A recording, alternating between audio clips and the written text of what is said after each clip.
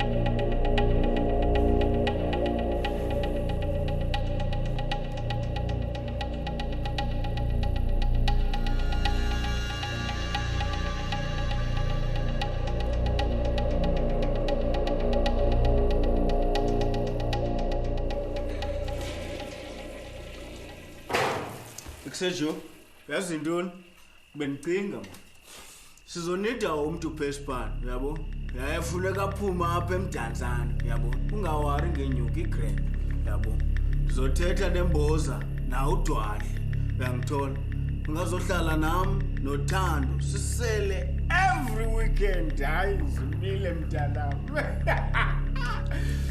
zibile mntanam ikse o grande foi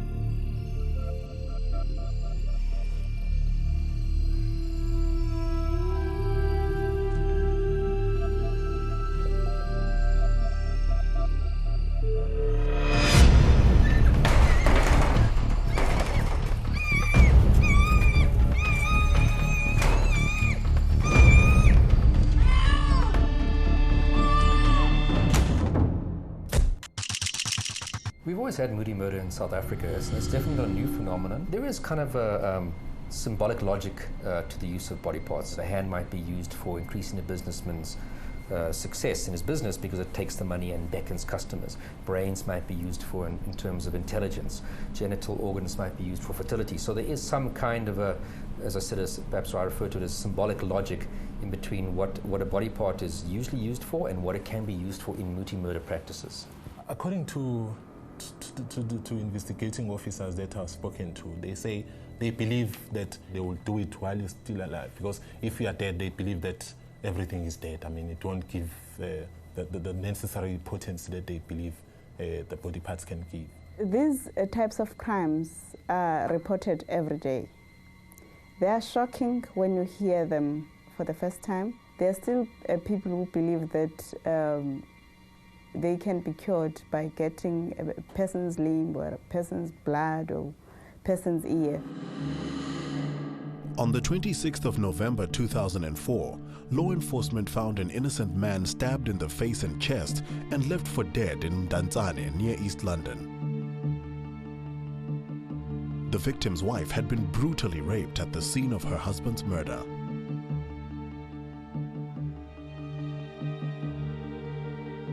gory crime scene left investigating officers with little evidence and more questions than answers. What would have driven someone to commit such a vicious crime?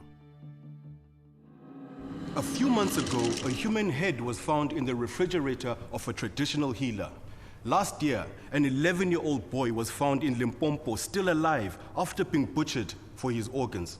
A few years back, a man was accused for the rape and murder of his own grandmother. He cut off her ear and a portion of her chin because he thought it would make him a better gambler. Muti killings is not just prevalent in South Africa. It's growing and it's lucrative. Ask Mr. Mzimba, who admittedly made thousands of rands by stabbing the victim in the face and chest, harvested his blood in a dirty beer bottle and sold it like a pint of milk. I urge the court to put a stop to this by sending out the right message. Muti killings is a crime. Anyone capable of or involved in such savagery should face the full force of the law. Mr. Mzimba is no exception. When I first read this case, I was horrified. It is the purpose for which the murder was committed that horrified me. The second aspect of it was the rape that then followed. And I tried very hard to understand the connection between the murder and the reason for the murder and the rape that subsequently followed. While sangomas provide much-needed healing for many South Africans, there's a dark underbelly of the practice that advocates the use of human body parts. There's a story that I'm busy working on. And then these people, what they did, this guy is a bishop in some church somewhere in the East Rand. He consulted the sangoma, and then that sangoma told him to bring body parts in order to mix it with Muti that will help his church grow. This girl was kidnapped. She was put in a house. The bishop's father, who actually mutilated her, cut off her private parts, her eyes, her ears, the fingers, while she's still alive. According to the police, she was screaming, trying to break free, but because there were three, a man and one woman, so she couldn't, you know. And then at the end of the day, they stabbed her to death. The one common misconception about traditional health practitioners is that we are sometimes mistaken for witches. Traditional healing, it's about healing people. We heal people in three different ways. We heal the mind, the body, and the spirit. I've never seen a healer using a human tissue in any way. If you're killing people, there's no motive involved there. People have a right to life, exactly as it's enshrined in the Bill of Rights. But what is a life worth to a man like Mzimba, especially when it's measured in blood? Mr. Mzimba, you say that the sangoma offered to pay you quite a large sum of money in return for the bottle of blood you harvested. Is that correct? Yes. Please speak clearly. How much? 7,000 rand. That's a lot of money. What did you need it for? I object, my lord. What is the relevance of this question? I'll allow it. Mr. Mzimba, please answer the question. I'll repeat. What did you need the money for? Rent, food, taxis. Not to ward off some evil spirits or perhaps protect you or your family? No. To protect your community then? No. So, let me get this straight. Just as I go to work to pay my bills, you murder people to pay yours. Oh, Is that a yes? Yes. My lord, by his own testimony, the accused has admitted that he wasn't acting in fear of some greater evil, which has been known to weigh in as an extenuating circumstance. In this case, the state submits, since the accused killed the deceased for personal gain, there is not much that separates him from a hired gun, except perhaps that he's less humane. If you look at the actual murderer, who's the one who's purely being paid to go out and obtain a certain body part, yes, I mean, then there's no difference between that person and someone who goes out and assassinates someone for political reasons or for terrorist reasons, or someone who goes and shoots a bank guard during a bank robbery. Because purely if money is that person's main reason, and he's obviously decided that a certain amount of money outweighs the moral restraints from actually going out and committing that crime. You see, my difficulty with Mzimba is I do not understand except for getting the 7,000, what the basis for doing this was. So I am left with one conclusion, that he did so for reasons of greed. And now you ask of me to feel messy for somebody who did something simply because he was greedy, simply to get an extra 7,000. And that is the challenge that one faces. Food. After a grueling examination, the prosecution had built a strong case. Can the skilled defense turn the trial in Mzimba's favor? Does a changed man not deserve mercy?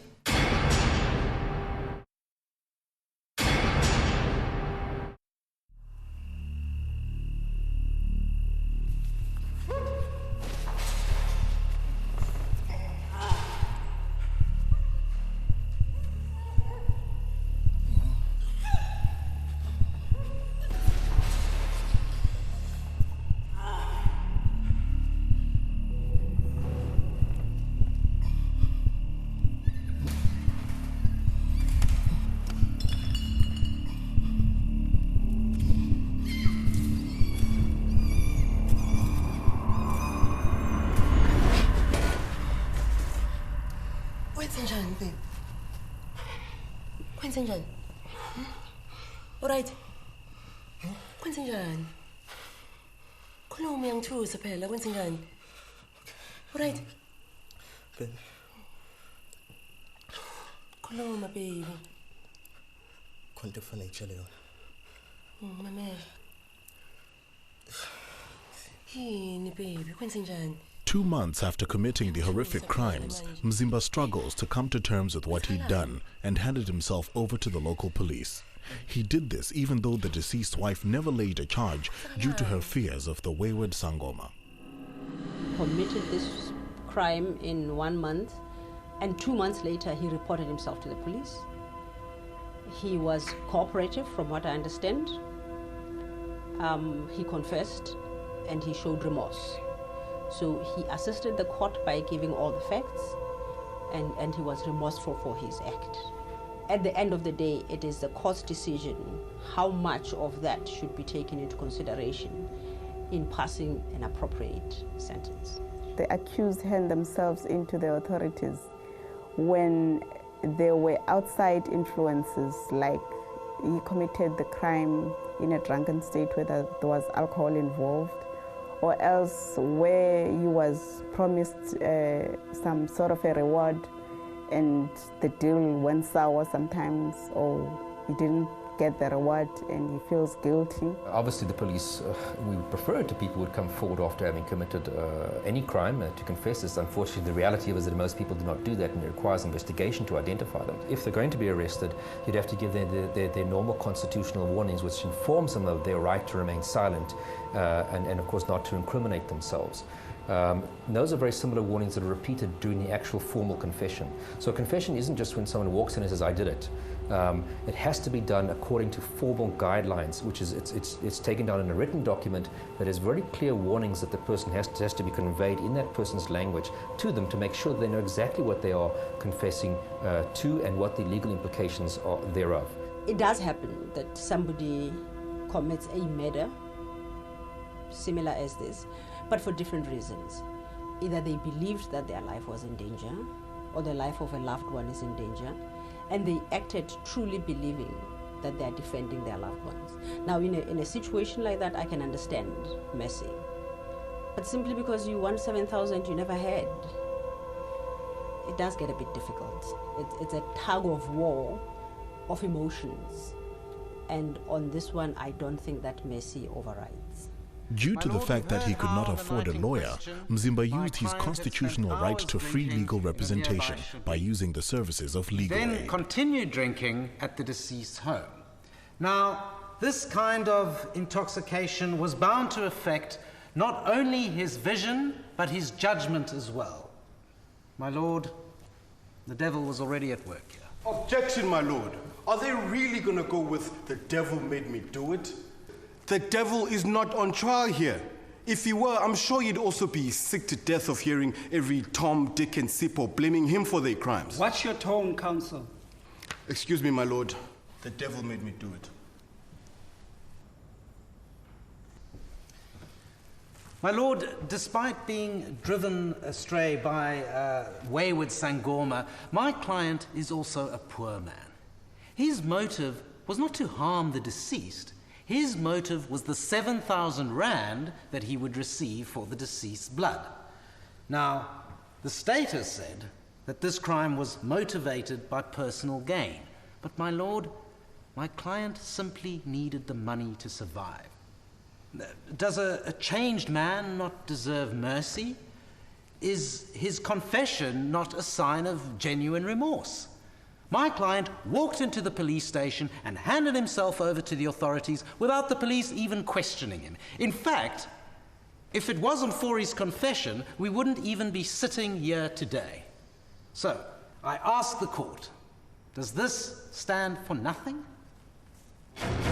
Mzimba uses witchcraft as a justification for killing him.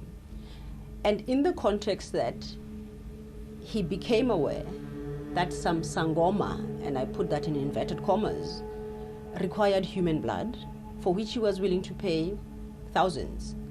And Mzimba then suddenly saw this as an opportunity to make money and kill somebody. Now, I struggled to find out where exactly witchcraft would fit into his case. His belief in witchcraft is neither here nor there. Sometimes people think that if they say that this crime was committed for a cultural reason, they believe that that would have a mitigating factor when it comes to their sentence. And the courts do not look at it that way, for a few reasons. Most traditional leaders do not regard this as part of genuine traditional healer practices. So you cannot say that it's part of mainstream beliefs in traditional beliefs. So you're going to have to look very far and wide to get a traditional healer or a witch or whatever term you want to use to come in court and say, yes, this is part of general traditional beliefs. Perhaps if the devil made him to do it, if he can prove that the devil was possessed with evil spirits, he can be able to succeed if it's proven beyond reasonable doubt. With Mzimba having handed himself in and confessing to the crimes, will Judge Ndlovu feel compelled to show mercy? Mr. Mzimba, I believe you are remorseful for the crimes that you have confessed to committing.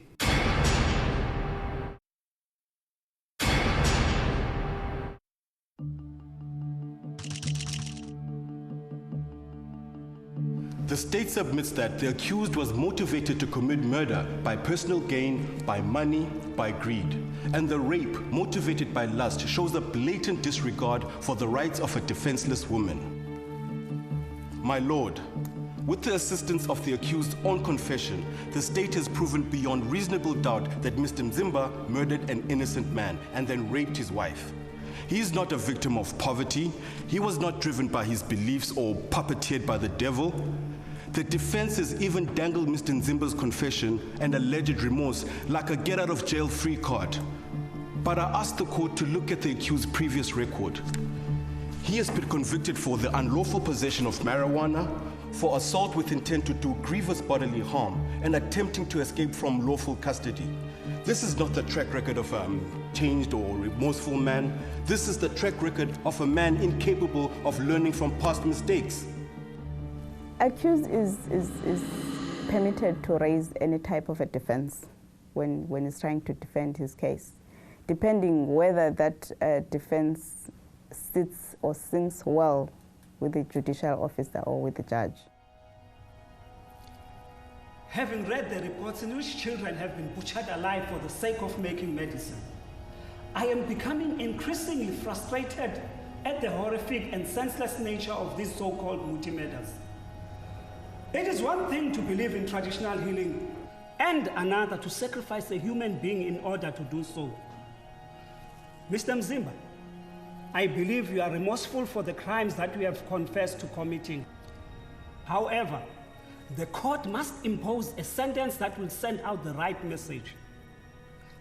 These crimes cannot and will not be tolerated. Once an offender has been found guilty, he or she still has an opportunity to persuade the court to be merciful.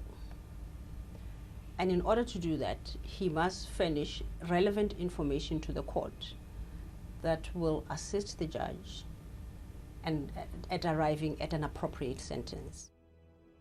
Murder is considered to be one of the most serious crimes as it violates one of the fundamental constitutional rights, the right to life. In South Africa today, murder carries a sentence of up to 25 years, also known as life imprisonment. 1 week after Mzimba was found guilty of murder and rape, Judge Ndlovu delivered his sentence. The court must impose a sentence that will send out the right message. On count 1, the murder of Vuyos Tole, Mzimba was sentenced to undergo 15 years imprisonment. On count 2, the rape of Tandos Tole, Mzimba was sentenced to undergo 10 years imprisonment. As it pleases the court. As it pleases the court. When the court sentences, and as has been the case in Mzimba case, with a stiff sentence, it also serves to send a message out there that it is not permissible to act in the manner that he did. It is not right. Society cannot afford it. And normally in law we say it acts as a deterrent for other people as well. So the sentence is twofold. It really is to punish him for his conduct and also to communicate to you and me that the courts will not look kindly upon conduct like this. People that practice using human tissues are killers. That's what you call them. They're criminals. They don't deserve to be anywhere close to people because they are perpetrators of violence and death in communities. I don't know how we can reduce it, but maybe if there are more arrests, more convictions, maybe it will send a message that this thing should be stopped. It has to come to an end. I think what's very important is that members in our society, cultural leaders, political leaders, really need to come out and straightforward and say, look, this is not going to get you what you hope it's going to get you. And of course, traditional healers must be very outspoken, saying, look, you know, the people who are doing these types of things are charlatans. They're not genuine traditional healers. But at the same time, it also needs to come with successful investigation and conviction of these individuals so that they know if you commit this kind of crime, you're going to get caught and you're going to go to jail, probably you're going to get a life sentence. With that two-pronged approach, we will be in the best position to reduce the number or possibility of these types of things happening.